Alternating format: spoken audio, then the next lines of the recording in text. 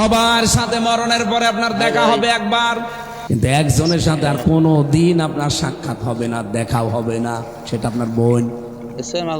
আমি আয়াতের তাফসীর পড়তে গিয়ে দেখেছি বোনের সাথে যেহেতু কোনোদিন আর দেখা হবে না, এজন্য আমরা যারা জ্ঞানী মানুষ আছি দুনিয়ায় যাদের বোন আছে বোনের হক ফাঁকি দেবেন না।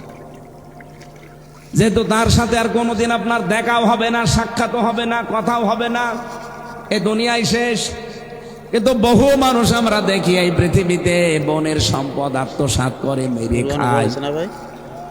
কেউ কারো না, পৃথিবীতে যত মানুষ আপনার আত্মীয় স্বজন যত রকমের আছে, পৃথিবীর জমিন শেষ করার পরে সবার সাথে একদিন দেখা হবে, কিন্তু কেউ আপনার পরিচয় দেবে না। প্রথমে আমি পেয়েছি ভাইয়ের নাম, মায়ের নাম, বাবার নাম, স্ত্রীর নাম, সন্তানের নাম, বন্ধুর নাম, এরপরে নেতা যারা নেত্রী আছে এদের নাম। এই মানুষগুলোকে